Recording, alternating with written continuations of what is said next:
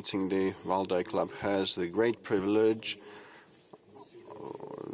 well, for more than around 33 years we've been meeting with you, discussing the most relevant issues, and I'll say that probably very few people can boast of that. And the 22nd meeting of the Valdai Club that has been held in the past 3 days was titled the Polycentric World Manual. We are trying to move from comprehending this new world to some practical matters, to be able to figure out how to live in this world. Now we cannot do that entirely, but we might be sophisticated or advanced, but still users, and you are a mechanical engineer probably of this multipolar world. So we expect some guidelines, some guidance from you of how we can apply our potential.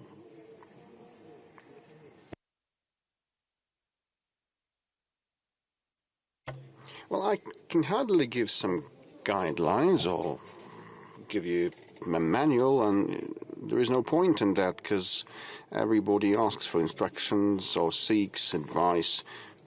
To fail to follow that, this is a well-known formula. I'll try to express my view with respect to what has been happening globally and what the possible role of this country is and how we see the prospects of development. The International Discussion Club, Valdai, has gathered for the 22nd time, and these meetings not only have become a good tradition, and the discussions at the Valdai venue gives us an impartial opportunity to have an overview of the global situation, to register and comprehend and conceive these changes. Definitely the strong side of the Valdai Club is the capability of its participants to look beyond the trivial and the obvious, not following the agenda imposed by the global information space. And Internet, has been contributing in various respects to that, and this is difficult to assess. Trying to bring up our own issues and present our own visions, half opening the veil that conceals the day of tomorrow. This is not so easy, but sometimes we succeed, including here at this venue of Valdai. But we noted on many occasions that we're living at a juncture with rapid and profound changes, I'd say dramatic changes, and no one definitely can fully foresee the future. That does not rid us of obligation to be ready for anything that can happen. Actually, as the recent times and recent developments have shown, we should be ready for anything, and definitely everyone's responsibility is huge for the fate of their own and for this country, and the stakes are extremely high. The annual report of the Valdai Club has been dedicated this time to the multipolar, polycentric world. And this topic has long been on the agenda, but now it merits our special attention. I'm in agreement with the organizers. The actual multipolarity defines the frame of reference that the states operate in. I'd like to try to describe the distinctive traits of today.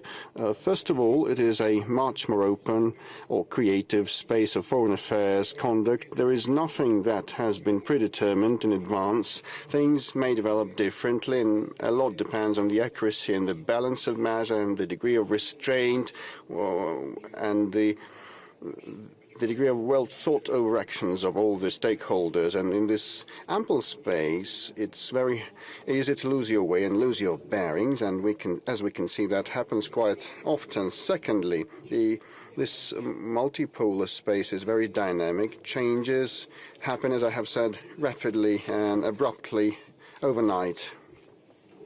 And it's hard to prepare for them, it's hard to predict them, and one should respond instantly, in real time. Third, what is important, this space is much more democratic, paving the way for big number of political, economic stakeholders to come into play. Probably never in history we had that many countries in the global arena that seek to influence the regional and global developments. And a bigger role than ever before is played by the cultural, historical, civilization specifics of different countries. One should find common ground and concurrence of interest. No one is ready to play by the rules set by someone somewhere far away. You know, as a well-known song goes, behind the mists or behind or over the oceans. Hence the faith. All decisions are possible based on the accords that would be okay for all the interested or related stakeholders. Otherwise, no viable solution would be attained. Only and merely gaudy phrases and fruitless play of ambitions. Hence, to attain the results, harmony and balance are needed. And finally, the opportunities and threats of the multipolar world are inseparable from each other.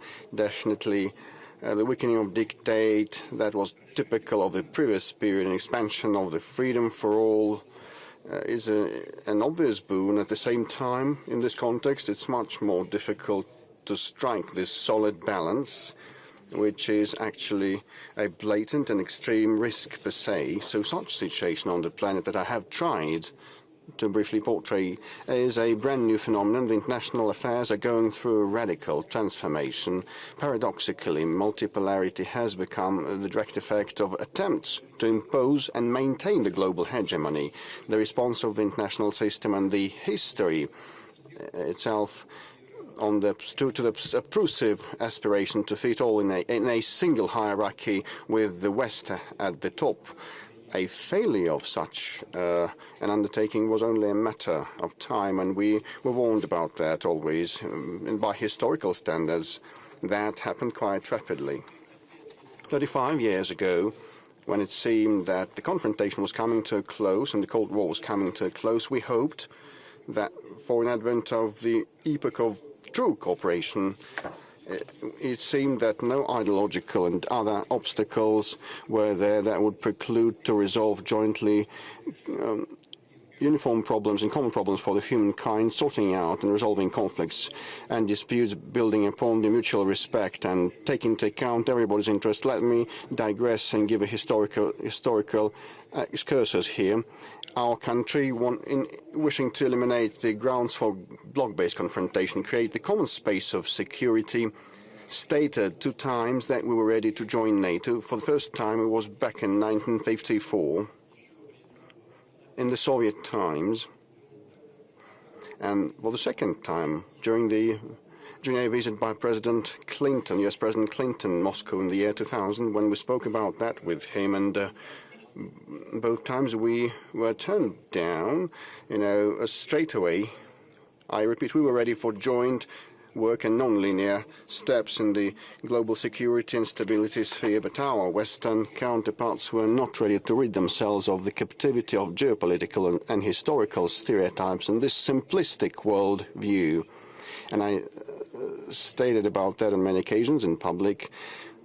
When we spoke with President Clinton, he said, it's very interesting, I think it's possible, but several hours later in the evening he said, I sought the advice of my team, it's unfeasible. And when will it be feasible?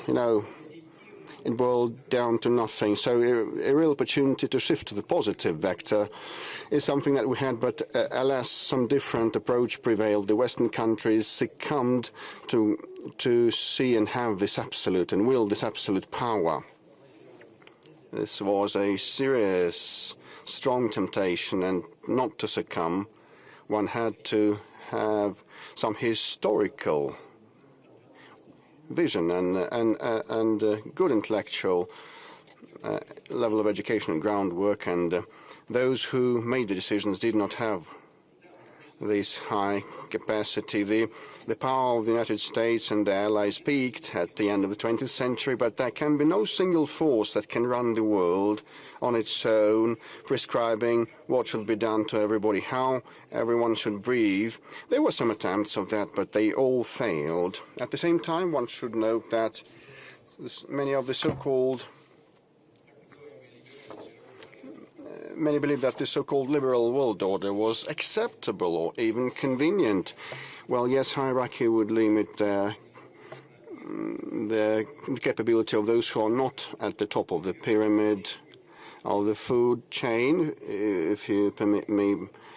But still, at the same time, they reside at the food, but still that would lift a big chunk of responsibility from them. Just the rules are as follows: just accept the set of conditions, fit into the system, and you receive your dues and be happy, think of nothing.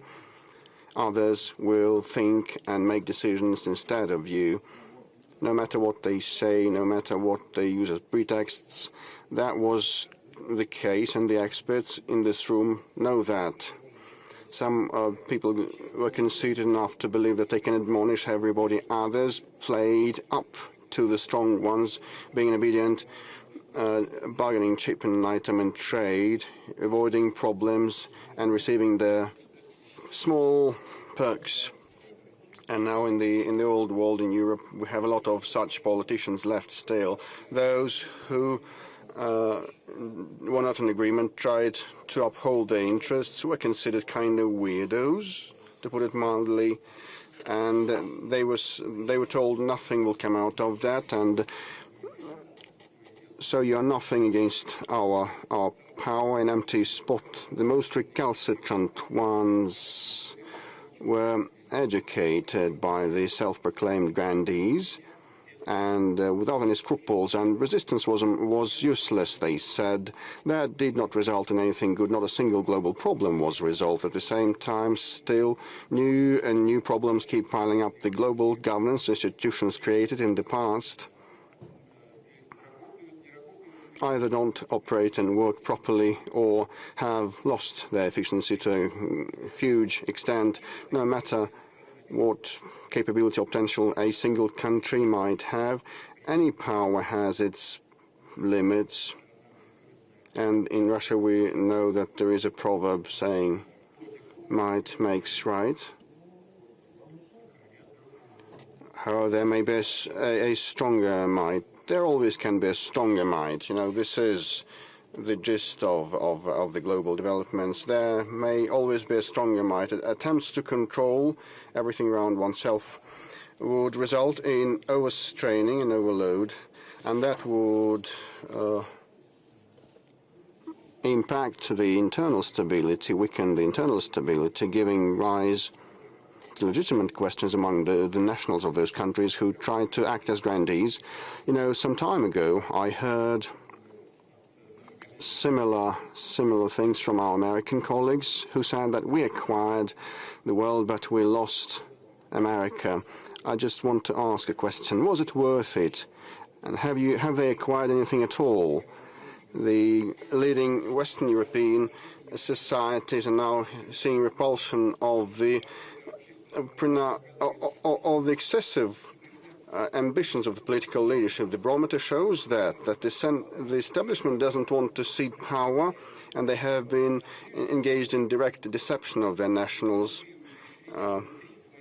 trying to use ploys and that are legal borderline cases or are beyond the law. You know, turning democratic election procedures into a farce and manipulating the will of their people is something that they cannot keep doing forever. And that has been happening in many countries. I will not be specific. In some countries, they're trying to prohibit or ban their political opponents who have been acquiring more legitimacy and trust among the voters. We saw this movie in the Soviet times. We had it in the USSR. Just recall the song by Vygotsky, "The military parade was prohibited. Everything will be prohibited shortly. The prohibitions won't work." And the will of the people is simple. Let the leadership cater to the needs and the living standards of the people, not chasing chimeras. The United States where the bottom-up sentiment of the people led to a radical change of the political vector is a vivid example, and these examples can be contagious. The subordination of the majority to minority that is typical of international relations during the Western domination has been giving way to a cooperative approach, a multilateral one, based on the respect for everyone's interests and the accords between the key stakeholders. That is no guarantee of the harmony or absence of conflicts. The interests of countries will never coincide fully, and all the history of international affairs is about struggle to fulfill their interests. But, a brand new global situation, the tone set by the global community and the global majority, let us hope that all the stakeholders will take each other's interests into account while coming up with regional and global solutions. No one can attain their goals on their own in isolation. The world, despite the aggravation of conflicts and the crisis of previous model of globalization, fragmentation of the global economy, is a holistic, interrelated place. We know that by our own experience. You know how much efforts were applied by our opponents to, roughly speaking, knock this country out of the global system, to drive us into political, cultural, information isolation, into economic autarky. The number, in terms of the number of the reprisals that are shamefully dubbed as sanctions, Russia has the record, 30 or even more thousand of different restrictions. Have they attained anything? I think that people around the room know that these efforts failed altogether. Russia has demonstrated the highest degree of resilience and ability to withstand intensive global pressure that would ruin an entire country, not only an entire country, but a coalition of states. And we take pride in that. We're proud of our country, of Russia, and our people and our armed forces. But I want to mention something else. It turned out that the global system, where they want to squeeze us out of, will not let Russia go, because Russia has become a weighty part of the global equilibrium and balance, not only because of its territory and the people and defense and technological industrial capability and its minerals, its reserves. All those things I have just enumerated matter a lot. These are very important factors, but most importantly, it is so because the global equilibrium and balance cannot be established without us, neither economic or strategical or cultural, logistical, no type of balance. I believe that those who tried to destroy that, well, got to know. Some are still obstinate in their desire to have their way, inflicting, as they say, the strategic defeat on this country. Well, okay, if they don't see the fact that this plan is doomed, if they're stubborn enough, well, I hope that life will show them, and the most stubborn, short-witted ones will understand. We heard numerous clamors about full blockade and threats about blockade, trying to make Russian people, as they said, and they had no scruples in saying that they wanted to make the Russian people suffer. And they came up with figmental plans. I think, ain't it time to calm down and look around and understand the real situation and try to build relationships in a different way? We also know the polycentric world is very dynamic. It seems brittle and unsustainable because you cannot establish the state of things forever. Defining the alignment of forces, there are multiple stakeholders and processes and non-symmetrical forces, complex ones. Everybody has their own strengths and competitive edges that create a unique combination and a composition in each of the cases. The world of today is a sophisticated, multifaceted system. To comprehend it correctly, simple laws of logic or cause and effect ties will not suffice. Complexity philosophy is what is needed, something similar to the quantum mechanics that is much more sophisticated than the classical physics. At the same time, thanks to this complexity, the overall negotiability has a trend to go up. The linear unilateral solutions are impossible. Non-linear multilateral ways require considerable professional, impartial and creative, sometimes non-standard diplomacy. I'm convinced that we will witness a certain renaissance of the high diplomatic art. And the essence is about the way to pursue dialogue, coming to terms with the neighbors and single-minded stakeholders, and which is more difficult, come to terms with your opponents. In this spirit of the diplomacy of the 21st century, the new institutions have been developing, the expanding BRICS group and the major regional entities like Shanghai Cooperation Organization in Eurasia, and more compact but no less important regional groupings. There are numerous appearing around the globe. You know about them quite well. All these new structures are different, but they are united by the same trait. A very important one: they don't function on the hierarchical principle, subordination to someone who is considered to be the main one. They are not against anyone there for their own interests. This world of today needs accords, not imposition of someone's will. Hegemony, any type of it, will not cope with the scale of the agenda. Providing for international security in these terms is a very, very relevant and comprehensive matter. The growing number of stakeholders with different goals and polycentric cultures, their own identical original traditions, the global complexity makes it much more difficult and complicated to come up with this new approaches towards global security, but it gives us new opportunities. The bloc-style ways that are doomed to give rise to confrontation have become anachronic, pointless. We see that our European neighbors are now trying to patch up the cracks and plaster the cracks of the edifice of Europe. They want to overcome this cleft, to strengthen the shaken unity that they were so proud of and flaunted with, not because of resolving, not with the help of resolving their own domestic problems, but, you know, stoking up the enemy image. But people in those countries are wise enough to, you know, take to the streets, and despite they stoke up situation at the outer border, they try to recreate the well-known enemy that they invented hundreds of years ago, Russia. And many people in Europe do not know what's so horrible about Russia. Why should they tighten their belts countering Russia, forgetting about their own interests, sacrificing them and acting in their own detriment? But, you know, the ruling elites of the United Europe try to stoke up hysteria. They say that the war with the Russians is in the offing, and they keep repeating that gibberish over and over again. You know, I look and hear what has been said. I'm bewildered. Can they be serious? Can they believe in what they're saying, that Russia is trying to attack them? This is impossible to believe, and they try to convince their own people of that, and they may be non-competent.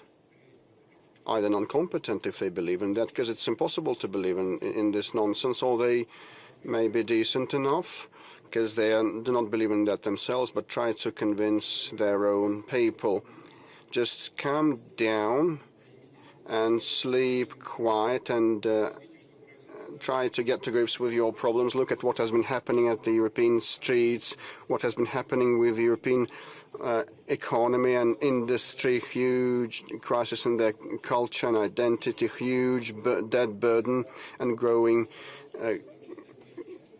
social welfare system, migration that has been out of control, growth of violence, radicalization of leftist, ultra-liberal, racist, marginal groupings. Look at Europe being relegated to the periphery of the global competition. We all know that the threats, aggressive threats towards Russia that Europe has been trying to intimidate itself with are far-fetched. And the auto-suggestion is a dangerous thing, and we cannot, unfortunately, fail to pay heed to that, and we must take that into consideration because of the need to sustain our defense and security, and we're looking at the militarization of Europe that has been gathering pace. Are these plain words or simple words or lip service, or is it serious? Because they say that the German army should be the most powerful in Europe. Okay, we have been listening to that attentively and eyeing that closely, trying to figure what they actually mean. I believe that no one has any doubts that the response of Russia will not be long in coming. The response to such threats will be, to put it mildly, quite convincing. This is about the response. We never initiated any military standoff. It's pointless, uncalled for, and absurd. It would drive us away from resolving real problems and challenges, and the societies sooner or later will bring their leaderships to account for ruining and ignoring their needs and aspirations and hopes. But if someone has a desire to rival with us in the military sphere, okay, go for it. Endeavor. Russia proved on many occasions when threats to our peace and security come to the fore, and threats to our sovereignty and our statehood, we are swift in responding. No, you should not provoke us. Never ever did it end badly for the provocateurs, and no exceptions will happen in future. There will be none. Our history proved that weakness is unacceptable because it gives rise to temptation, to a delusion that anything may be resolved with us, and they may have their way from the position of force and indecisiveness and weakness. Russia will never demonstrate that. It is something that we will never demonstrate. Those who cherish the dream of inflicting a strategic defeat of us, let them know that. And those speaking actively about that, well, some of them are far away, others, have passed away.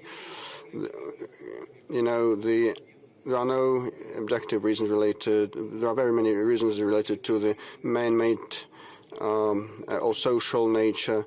So it's no use spending forces and energy on artificial, contrived contradictions. This is wasteful and silly. International security is so multifaceted and indivisible that no delimitation of values can split it. Only meticulous, all-round work with the involvement of different partners, building upon creative approaches, can help resolve this very complex security equation in the 21st century. And there are no more or less important elements. It is all resolved in concert. As a whole, our country has been upholding for the indivisibility of security principle. I said on many occasions that security of some countries cannot be at the expense of others. In this case, there will be no security for anyone. Saying this principle coming into play is something that will fail. To do the euphoria of those who had lust for power, who believed themselves to be the winners of the Cold War, brought about the desire to impose unilateral ways and approaches and their thoughts about this current situation, and that gave rise to many conflicts like the Ukrainian ones, and became the root causes of many conflicts in the late 20th to the early 21st century. Now no one is safe as a result of that. We should come back to the origins and correct the mistakes made, but the indivisibility of security today, unlike in late 80s and early 90s, is a much more complex phenomenon. It's not only about the military and political balance and the consideration of each other's interests. Our security, the security of humankind, depends on our capability to respond to challenges that stem from man-made and natural disasters. technological development, new rapid social demographic information developments. All those things are interrelated, happening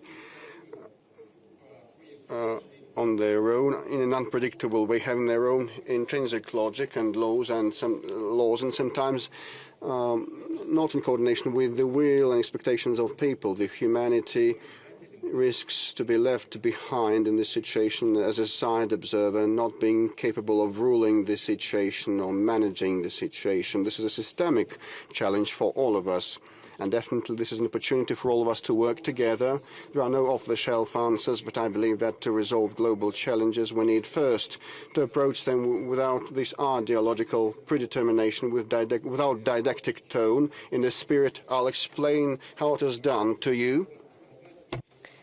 Secondly, it is important to understand that this common, indivisible affair that requires joint work of all the countries and nations, each culture and civilization should make their own contribution, because allow me to reiterate, on our own, nobody knows the right answer.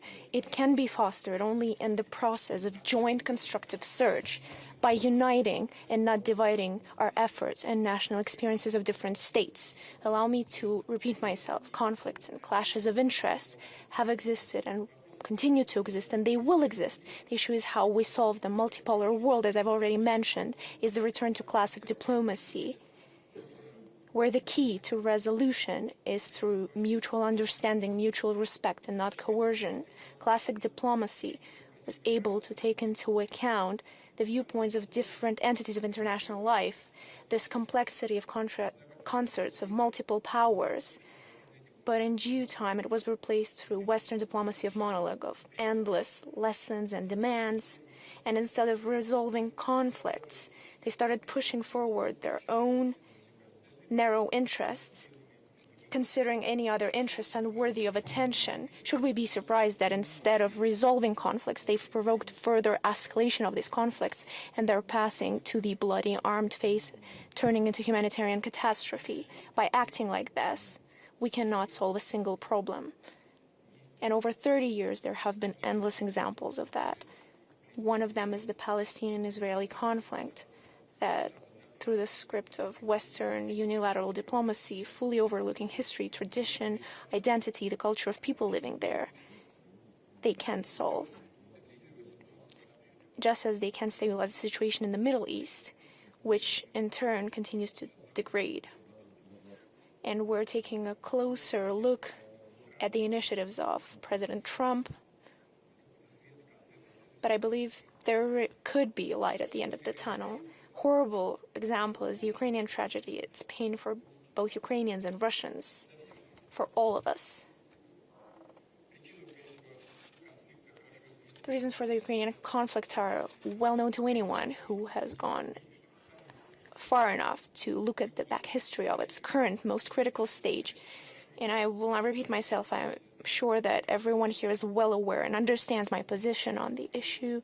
I have voiced it many, many times, but we also know something else. Those who encouraged, goaded, and armed Ukraine, stirring it up against Russia, for decades fostered rampant nationalism and neo-Nazism, simply couldn't care less, not only for Russian interests, but for Ukrainian interests, either for true interests of the people of that country.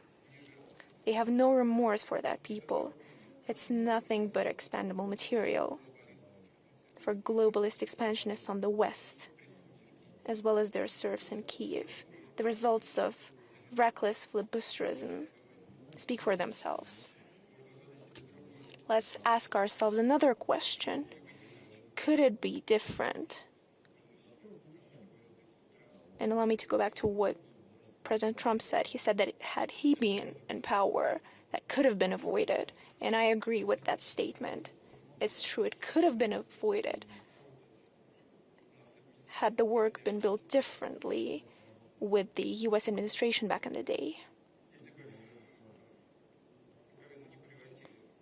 If Ukraine hadn't been turned into a destructive weapon in someone else's arms, had they not used the Northern Atlantic bloc approaching our borders, had Ukraine preserved its independence, its true sovereignty, And another question: how should we have resolved bilateral Russian-Ukrainian issues that were obviously consequence of disintegration of a massive country and complex geopolitical transformations? I believe that even the disintegration of the USSR had to do with the position of the Russian leadership back in the day to get rid of any ideological confrontation, hoping that now that we've dealt with communism, now we will build a true flourishing world. No, but it seems that there are other factors at play, geopolitical and factors of different kind, and ideological clashes had nothing to do with it.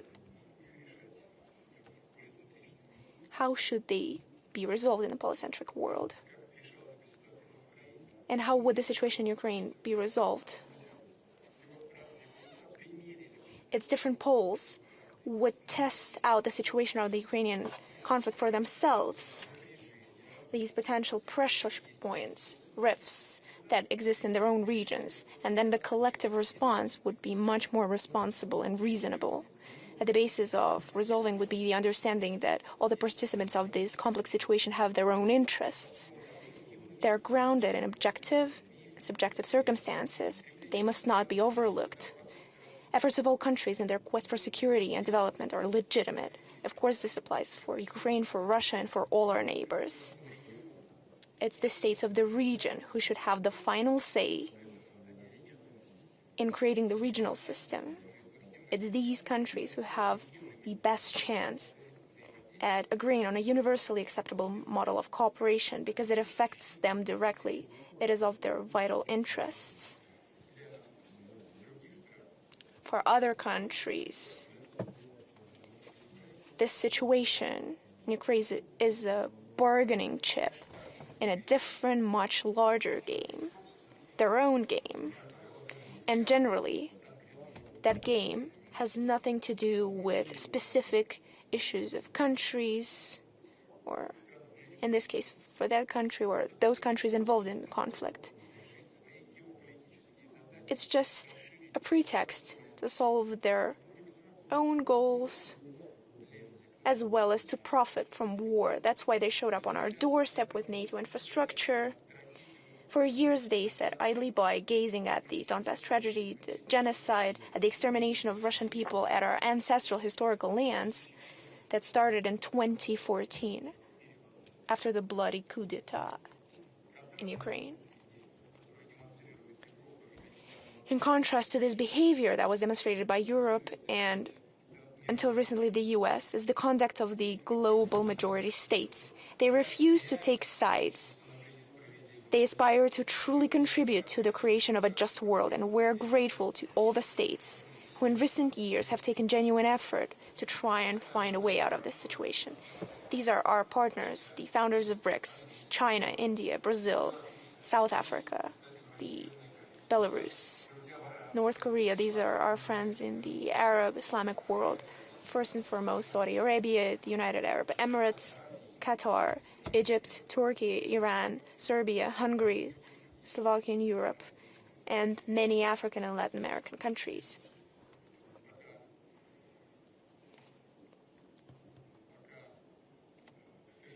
Unfortunately, so far we haven't been able to stop the hostilities, but the responsibility for that lies not on the majority for this inability, but on the minority, first and foremost Europe, who continue to escalate the conflict. And I believe there is no other goal over there. At the same time, I believe that goodwill shall prevail, and we have no doubt about this. I believe that the situation is changing gradually in Ukraine. No matter how brainwashed people may get, there are still some shifts in their ideology, and in other parts of the world as well.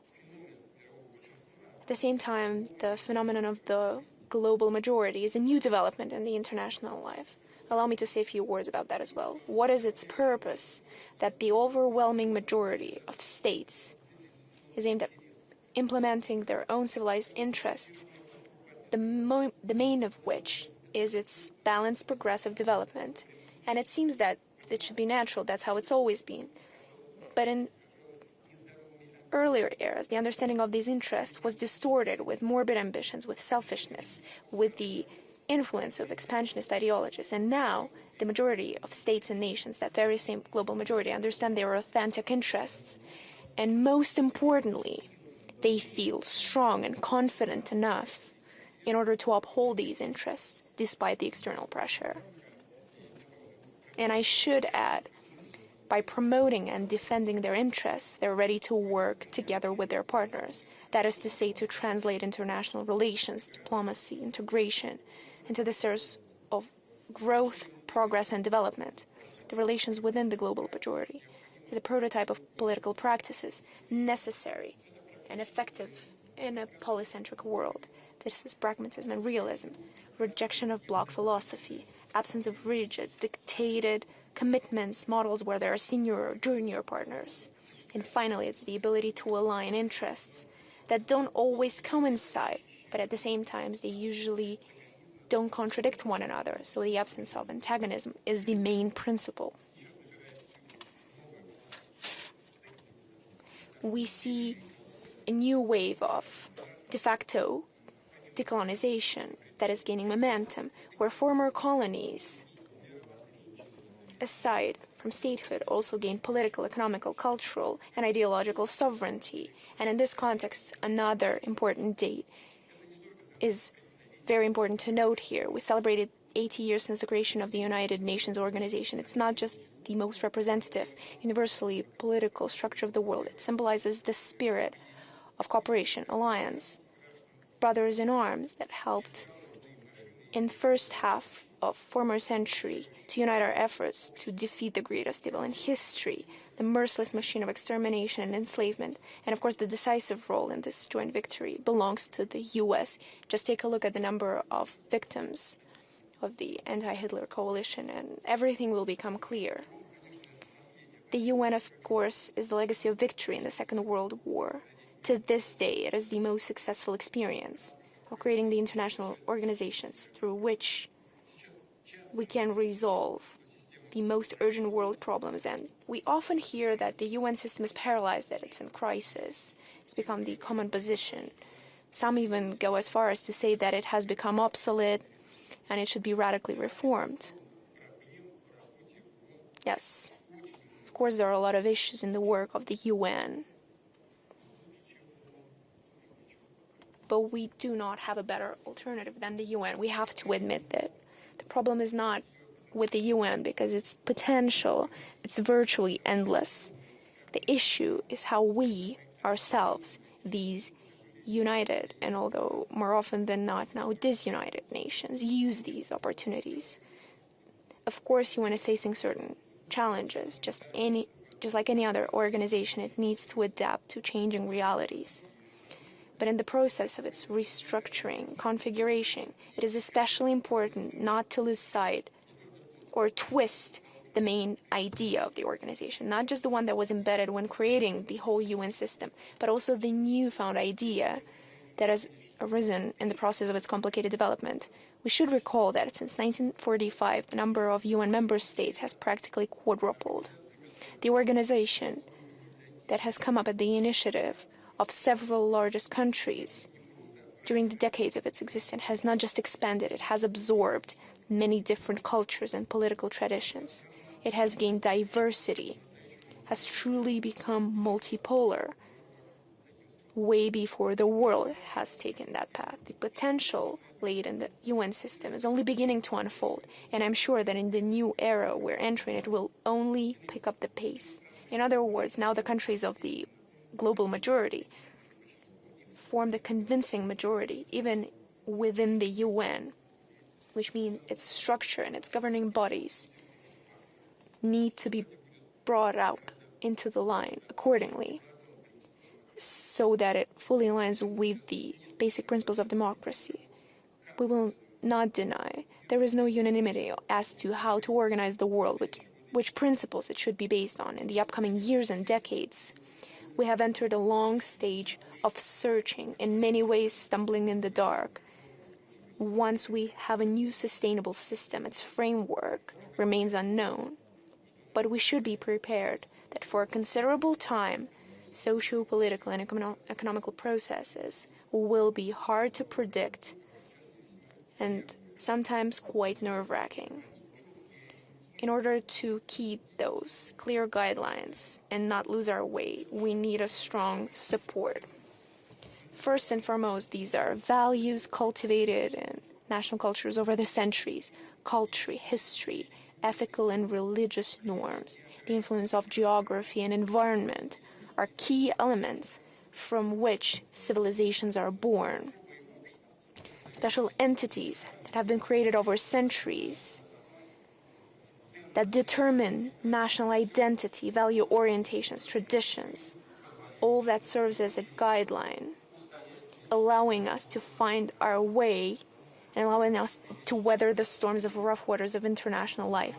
Tradition is a very distinctive, unique thing. Everyone has their own, and respect for traditions is first and foremost a condition for a prosperous development of international relations, as well as resolution of arising issues. The world has withstood the efforts of unification, of forcing of so-called universal model that went against the cultural and ethical traditions of many nations. Back in the day, the Soviet Union indulged in it, trying to impose its political system. We're aware of it. And I don't think anyone will try to argue that. Then the US took over. But the Europe has come up big as well. But in both cases, nothing was achieved. Perfunctory, extrinsic, artificial, something imposed doesn't last long. And those who have respect for their traditions usually doesn't encroach on others. Today, against the backdrop of international instability, it is especially important to lay your own groundwork of development that is independent on the international whirlwinds. And we see how many countries and nations turn to these foundations. And it's not only happening in the global majority states, but in Western societies as well. If everyone operates and follows these principles, taking care of themselves without wasting effort on unnecessary ambitions, turns out that getting along with others becomes much easier. I would like to give you an example of cooperation between Russia and the US. Of course, our countries have a lot of differences, and our views on many world issues differ. And for large powers, it's natural, it's normal. Most importantly, it's how we overcome these differences. And the current White House administration speak directly,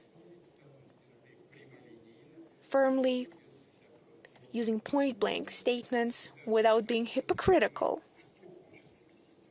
It is especially important to understand what the person wants, instead of trying to drown in the series of ambiguities, in these misty hints.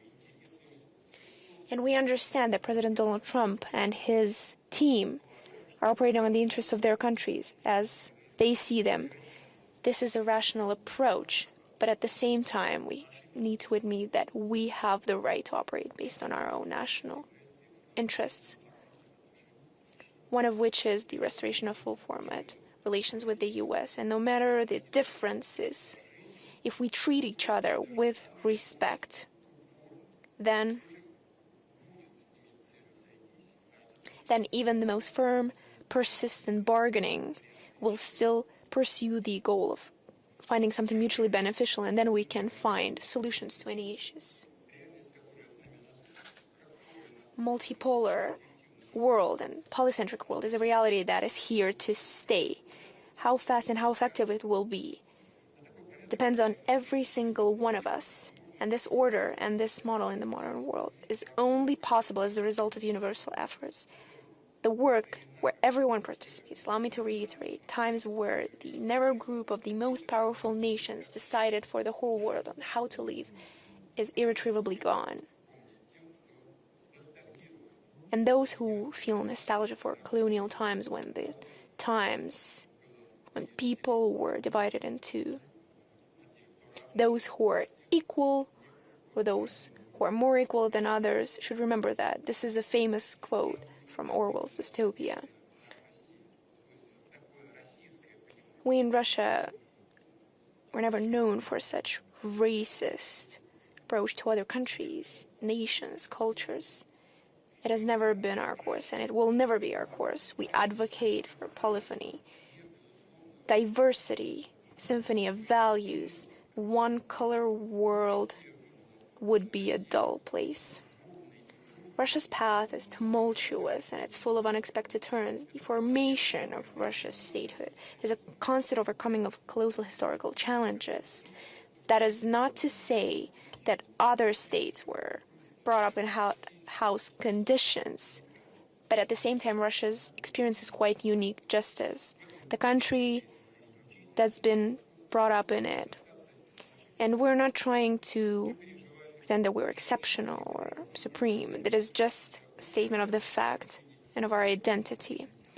We have survived a lot of shocks, given enough food for thought, both negative and positive. And we're living in a quite ambiguous international situation that is non-linear. And in any vicissitudes, Russia has proven one thing. It has existed, it continues to exist, and will exist. Things are changing. Our role is changing, but it remains a power that is necessary in order to preserve harmony and balance. This is a time-tested, history-tested fact. And it's unconditional. But in today's multipolar world, this harmony and the balance that I've talked about can only be achieved through joint work. And I would like to assure you that Russia is prepared for such work. Thank you so much for your attention.